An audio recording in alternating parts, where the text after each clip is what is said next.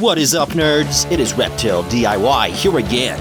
And today I'm going to show you all how to make your very own drop leg bag. More specifically, we are going to be upcycling a second-hand nylon bag and turning it into a drop leg bag. Alternatively, you can use the methods that I'm showing you today to make a drop leg tactical pouch or even a holster. So let's get this shit started.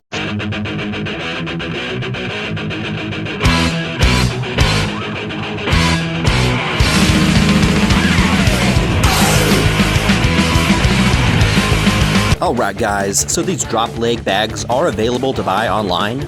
They're not too expensive, but you know me, I like to upcycle secondhand materials and learn new skills along the way. I see a lot of punks that wear these things. They're also very popular at music festivals. They're great for cosplay, Renaissance fairs, and even outdoor activities. Honestly, they're really good at holding things while you're out and about. So let's talk about supplies. Supplies are going to be pretty straightforward with these things. I'm going to be using a second-hand nylon bag that I got at a thrift store. I believe it was a pencil bag or maybe even a small lunchbox. It was about 25 cents. I'm also going to be using nylon straps. Now, if you want to have a heavy-duty bag, I would recommend using military webbing straps. Now, the drop leg bag that I'm going to make is going to be very plain and somewhat militaristic, so that's why I'm using nylon. Now, alternatively, if you're going to be using this bag as cosplay or for a Renaissance fair or maybe some live-action role-playing, or maybe you're a goth, a metalhead, or a biker, and you just prefer the look of leather, I would recommend that you get a leather bag and leather belts. Making this drop leg bag out of leather will make it look like an entirely different drop leg bag that would fit in a fantasy world, your local goth night, or biker rally. Now, regardless of what kind of bag you're going to make, you are going to need some leather cutting scissors, a leather punch, leather rivets, a way to set the rivets, which I'll talk about later. You're also going to need some buckles and possibly strap adjusters if you want to use them, so your drop leg bag can be adjustable for different sizes. You will also potentially need a large metal O-ring, as well as some thick scrap leather or something heavy to anchor your bag onto. And alternatively, you might need a leather punching awl, but that's optional. So next up, I'm going to start with a quick rough draft of what our drop leg bag is going to look like. And I will go over each component so it makes more sense once I start making the damn thing. Starting off at the very top of our drop leg bag, we are going to have the belt loop. The belt loop is going to run through your belt and it will give your drop leg bag a way to anchor to your pants. We are going to attach that belt loop to a metal O-ring. I like adding a metal O-ring in this spot because it allows your drop leg bag to pivot at the hip, which is important when you sit down. Attached to that metal O-ring, I'm going to have a section of nylon strapping that I will add a clip in the middle of. This clip will allow you to easily take off your drop leg bag from the top. This next part is essentially going to be the backbone of our drop leg bag. It's going to be two pieces of thick leather that's going to anchor our bag into place. Now to finish this up, we're going to have two nylon straps that are going to run across the thighs. Within each strap, we're going to have strap adjusters so you can adjust your straps to fit multiple wearers. You're also going to have two buckles on each of your straps.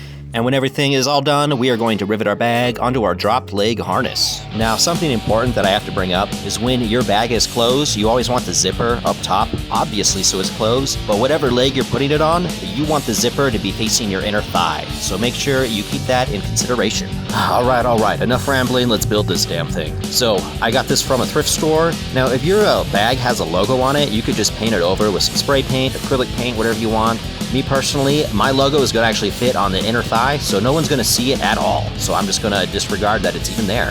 So now I'm going to talk about those two thick pieces of leather belts, which are essentially going to anchor it in. You don't have to use leather to anchor this in, but I'm going to. As you can see, we have a piece on the outside of the bag and a piece on the inside of the bag. And it's going to be riveted together and essentially form a sandwich, which is going to anchor our bag into place. Now I'm going to attach that metal O-ring to one of the thick leather straps with a piece of nylon. As you can see, I'm punching holes with my leather spur punch. Then I'm going back and putting rivets in those holes to attach that nylon strap to the leather while running it all the way through that metal O-ring. Now I talked about setting rivets. There are multiple ways to set rivets. Some rivets come with rivet setting kits that you would essentially use a hammer with. I'm not using that. I'm actually using a pair of pliers. It's kind of tacky, but it works. Alternatively, you can also use a bench vise to set your rivets. As you can see, I got that one piece of leather riveted on with that nylon strap through the metal O-ring.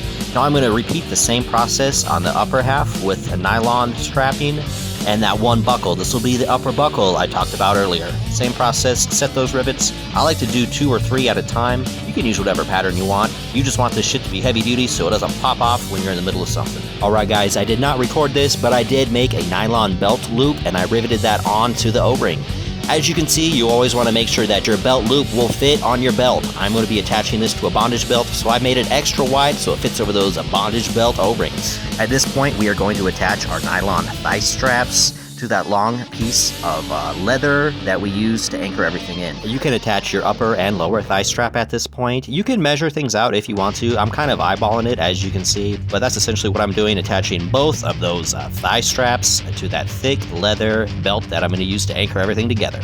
And here is essentially what will be the front and back sides of our thigh straps. At this point, I'm going to add my strap adjusters to the front. You can put your strap adjusters wherever you want. This is going to be your drop leg bag, not mine. I'm going to put mine in the front. I'm making this belt for my partner, as you can see, and I'm kind of making everything fit to their body size.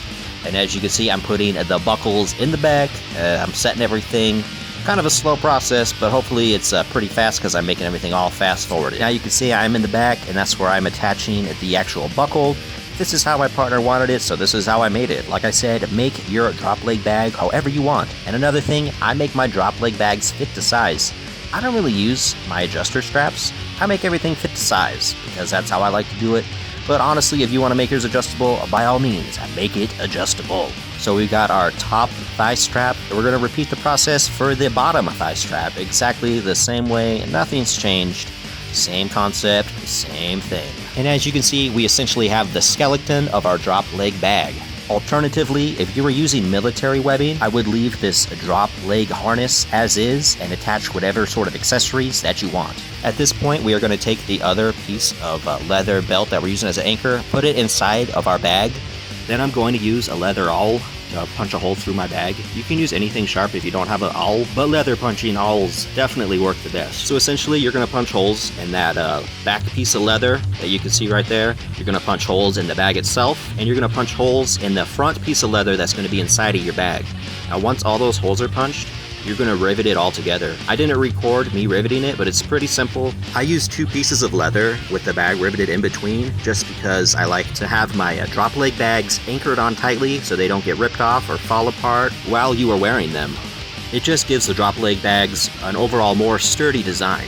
Alright, so I've talked way too much, but here's our finished drop leg bag. As you can see, I actually riveted through those strap adjusters, so the bag is fit to size for my partner. If you want to make your bag adjustable, do not rivet through those strap adjusters. Leave those strap adjusters open so you can adjust the size of the thighs. Regardless, here is our finished drop leg bag, and it is so much cooler making your own as opposed to buying one from Amazon or Temu that's essentially made by some child in a sweatshop on the other side of the world. And like I brought up earlier, guys, you can use the techniques I just showed you to make legitimate drop leg bags, drop leg tactical bags, drop leg holsters, or maybe a leather drop leg bag for cosplay, goth night, maybe you're into Wasteland Weekend. Hell if I know, you do you. It is also worth mentioning that you can add studs, chains, patches, or any decoration that you want. Thank you guys for watching. I've been making punk rock, goth, and alternative clothes for the past 18 years of my life. I have plenty of other tutorials. I'd be stoked if you watched them. So hit that button down below. And also, I have a section specifically for crust pants because I know a lot of you kids are up in here looking for some crust pants tutorials. Until next time, see you later, nerds.